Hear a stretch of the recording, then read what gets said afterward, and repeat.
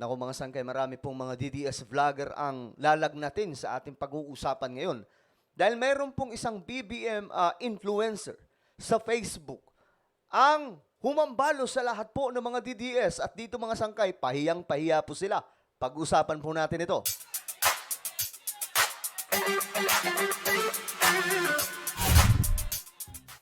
So hello, what's up guys? This is me. I'm back for another vlog today. Kamusta po kayong lahat mga sangkay? Naway ayos lamang po ang lahat sa inyo. Anyway, bago tayo magsimula, pakisubscribe po muna yung ating YouTube channel. Tayo po ay 1.41 million subscribers. Road to 2 million subscribers. Mga hindi pa po dyan nakakapag-subscribe, ano pang hinihintay nyo kung gusto nyong mapabilang sa sandamakmak at dumaraming mga solid sangkay dito sa YouTube?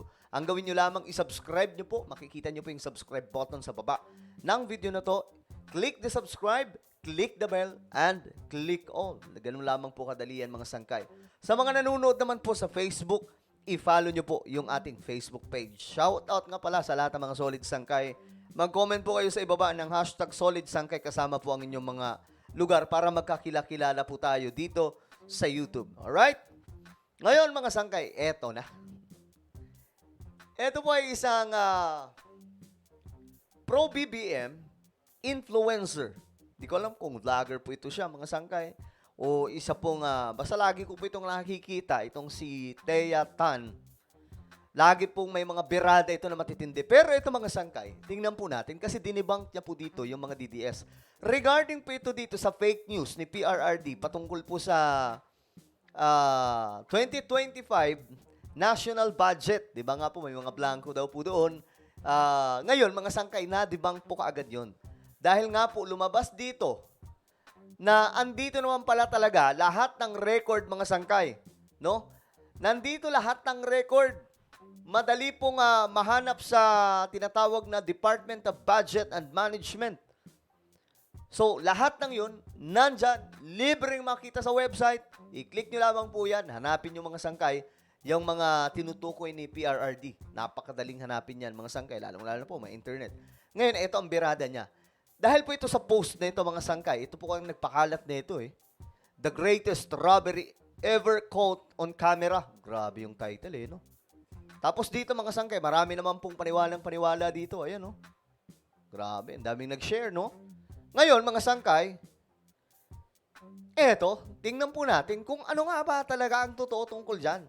Dinebunk niya ngayon. Nung na-debunk niya, nilusob po siya ng mga DDS. Kasi nga, syempre, hindi nila nagustuhan. Bistadong-bistado na fake news kasi may record eh. Nasa website pa nga, libre. Sabi po niya mga sangkay, wow, ang daming nag-react na bakit binibring up daw ang GAA kung ang issue raw ay ang BICAM report. Itong BICAM report, ito po yung pinakita daw po mga sangkay nitong isa pong representative na dinala pa po kay PRRD sa isa pong vlog. No? Gumagamit na rin po sila ngayon ng vlog eh. Ginagaya na rin po si PBBM. Ngayon, mga sangkay, ang problema dito, kasi itong binibring up nila, tumutukoy naman talaga yan sa GAA. Kasi yun po yung final, bago po makarating po talaga kay PBBM, nandun lahat po mga sangkay. Wala pong blanco doon. Ngayon sabi dito, huwag na nga tayong maglokohan. Sabi niya dito why are you calling out my post? When your post na dinibang ko ay klaro pa sa sikat ng araw na GAA mismo ang tinutukoy niya. Exactly, mga sangkay. I was reacting to June Abines post. At eto po yan, mga sangkay. Yan. Ano to eh? Dapat nga, anuhin din to eh. Imbestigahan po o ipatawag mismo mga sangkay. Kasi isa po siya sa nagpakalat nito eh. Hindi siya nag-iisip, makasira lang. Number one, sabi niya, this post was never about the BICAM report. It was outright fake news about the GAA. Basahin nyo nga ulit ang sinulat ni John Abines tungkol dito. So, ito mga sangkay. I-quote lang po natin yung iba. President Marcos Jr. can now be officially labeled as the greatest theft who ever lived. Grabe. Pinakamatindi daw pong magnanakaw ito. Na nabuhay along with his co-conspirators, he was caught on the act of stealing money by issuing a blank check for themselves at the cost of taxpayers. So ito yan mga sangkay. Ngayon, ang dami pong reaction, ang daming nag-share, ang daming comment. Yung pala, fake news. O di ba? Nagsalita po kaagad mga sangkay, mga officials. Fake news. Dahil hindi po pipirmahan yun ni PBBM kung kung may mga blanco doon. Sabi nga ni PBBM, di ba? Dapat alam ni PRRD yan. Kasi hindi po pwede na pipirmahan ng Pangulo yan na may blanco. O, di ba? Ngayon, eto na. Tingnan po natin yung kanyang mga sinabi dito kung saan. Ito po, lalag natin yung mga DDS dito. Now, yung mga defenders niya, nagko-comment sa timeline ko, calling me names dahil hindi naman daw ang may issue, kundi ang BICAM report. Bakit hindi nyo sabihan si Jun na idiot for not understanding the difference between GAA and BICAM report? Isama nyo na ang mga kakulton yung nag-react sa timeline niya na naniwala na GAA ang may issue at hindi BICAM report. Nadibang lang kayo. Kaya kayo nagpapalusot. Aminin ninyo. Correct. Yun ang totoo, mga sangkay. Nung nadibang sila, hindi naman GAA yung tinutukoy namin, yung BICAM report naman eh. Mismo si Panelo, mga sangkay, palusot nun eh. Aminin nyo na hindi, aminin nyo na kasi, na noong hindi pa na-bring up na BICAM report yung screenshots ni June, paniwalang-paniwala kayo, na GAA talaga yan. Exactly. Sa sobrang daming DDS ang nag-agree na GAA ang may issue, now, they are backtracking. Sobrang inconsistent talaga. Basta mga hindi independent mag-isip ay panay, yes sir, lang ang sinasabi ng puon. Exactly, mga sangkay nako, ang dami pong nag-share niyan. Ang mga DDS, ito yun, makinig kayo. Questioning blank items in a draft, ignorant and stupid. Sabi niya, the BICAM report is a working document used to reconcile differences between the House and Senate versions of the budget. Yun ang tinutukoy. Yung BICAM, tinitingnan kung ang version ng Senado at ang House ay ano ba ang kaibahan bago po maging final, mga sangkay. Normal lang na habang hindi pa tapos ang deliberations, yung ibang allocations ay wala pang final figures. Exactly. Alam nga naman nagdiskusyon pa. Isusulat mo na ang figure. Ano ka? Pala desisyon. So bakit kayo nagpapanik sa sa draft? The final numbers don't go in the BICAM report. They are in the GAB, which involves into the GAA. Parang sinabi nyo na rin na incomplete ang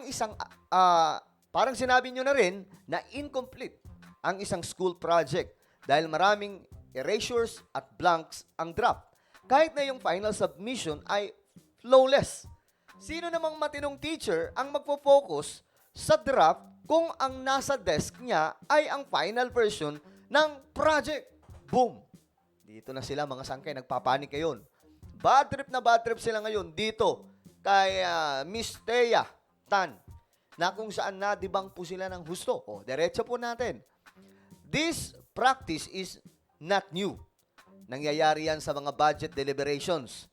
Leaving blanks in the BICAM report is standard practice. Ginagawa naman yan sa past administrations, even during the time of Duterte. Eto na, hindi naman nangyayari na perfect na kaagad ang nasa draft at walang questions ang mga kongresista at walang changes na nangyayari sa deliberation. Kung perfect na pala ang draft, why was there a need for deliberation? Exactly. At kung nangyayari naman yan, dati pa, nasaan ang outrage nyo noong panahon ni Duterte? Bakit hindi nyo na-bring up or na-question noon kung may blanks din sa BICAM reports? Silent kayo kasi convenient. Kung hindi nyo question noon, bakit bigla kayong umiiyak ngayon? Selective outrage much? Bigla kayong nagka-moral compass when it's no longer your idols that are in power? Ayan na, mga sangkay. Dito pa lang, sa number 3, basag na sila. How much more sa number 4 at number 5? Sabi niya dito, focus on the final GAA, not a draft. Ito na ha. Legally, binding ba ang BICAM report? No. It's the GAA that's legally binding. It is GAA that governs government spending. It's the GAA that holds the President and Congress accountable, it's the GAA that the DBM, COA, etc. look at. Sabi po dito, whatever blanks existed in the BICAM report were resolved in Congress. Correct, mga sangkay, yung mga blanco na yun, na-resolve yun doon sa Congress. Nung nandun, mga sangkay, sila Amy Marcos naman, di ba? Wala sila doon eh. Pati yung ibang mga DDS, mga sangkay. So, alam nyo na. Ngayon, malamang pwede sila makisakay. Hindi, kaya nga hindi ako pumirma kasi may mga blanco-blanco doon eh. Pero yung mga nandun, sila Grace po, sino pa ba? Lahat, sila Cayetano, mga sangkay, sila po makakapagpatunay dito. Sabi po dito, whatever blanks existed in the BICAM report were resolved in Congress and finalized in the COB and later signed by the President. Kung talagang may corruption dyan, ang oversight bodies like DBM, COA, and others that will flag it, it's not Duterte. And certainly, not DDS armchair. Correct, mga sangkay, hindi sila. Diba? Andyan yung COA, mga sangkay, sila po ang like DBM. Sila po ang mag-aano niyan, hindi po yung DDS.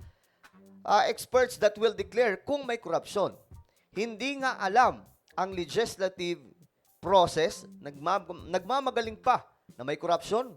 Okay, ito number 5, mga sangkay. Tingnan natin. A classic example of tanim intriga.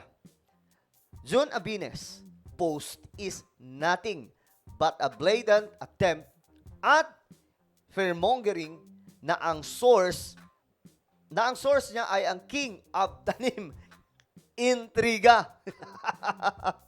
Calling the BICAM report the greatest robbery ever caught ng camera is like a teacher calling a group of students cheaters because the draft of their paper contained blanks, incomplete sentences, and erasures. That teacher is supposed to just focus on the final paper, not the draft that was left at home. Kung hindi nyo pa talaga gets sa analogy na to, ewan ko na lang. Kung totoong concern kayo sa corruption, basahin nyo ang final GAA. Then, find actual anomalies there. Bakit draft ang tinitingnan nyo? Exactly. Kumbaga mga sangkay, sa GAA kasi, nalinis na lahat eh. Andun na lahat. Final na eh. Kaya nga pipirmahan ng Pangulo. Nag-focus kasi sila mga sangkay sa BICAM. Yun ang naging problema. Itong mga DDS kasi ang problema sa kanila. Kung ano ang sabihin ni Duterte, anong sabihin ni Tatay Digong, paniwalang-paniwala kaagad sila. Kaya nga dati, di ba, mga sangkay, nung sinabi ni PRRD na bangag, gumagamit, paniwalang-paniwala sila. Palakpakan pa mga loko. Pero ngayon, mga sangkay, nung nilabas ang ebidensya, anak ng tokwa, fake news, gawang AI. Ngayon, hindi pahiya sila. Tapos yung may nag-abot din kay PBBM, akala nila, paniwalang-paniwala din sila. Dahil ang pakalat doon, ano daw po yun, pulburo na inabot sa kanya sa harap ng maraming tao. Nung malaman-laman, pin pala ng kanyang partido. Di pahiya sila mga sangkay. So, ilang beses sa ito nangyayari. Kaya naman, eto, good job kay Miss Thea Tan. Very, very good. No? At least, ngayon, napapahiya sila mga sangkay. Sa GAA, doon na po yung final at yun na po ang pinirmahan ni PBBM. Andun na lahat ang report. Mababasa po yan doon sa mga report dito po sa DBM. Makikita po dyan mga sangkay kung ano talaga, asan ang budget at ano ang mangyayari mga sangkay sa budget. Nandito ang record na yan. Wala pong blanco dyan. Alright? So, ano po ang inyong opinion mga sangkay? Just comment down below. Meron po tayong YouTube channel. Ito po ay Sangkay Revelation. Magaganda yung topic natin dito. Guys, about sa Biblia, about sa mga nangyayari sa ating mundo. Related po ito sa Bible prophecy. Hanapin niyo po ito sa YouTube. Then click the subscribe, click the bell, and click all. Ako na po ay magpapaalam. Mag-iingat po ang lahat. God bless everyone.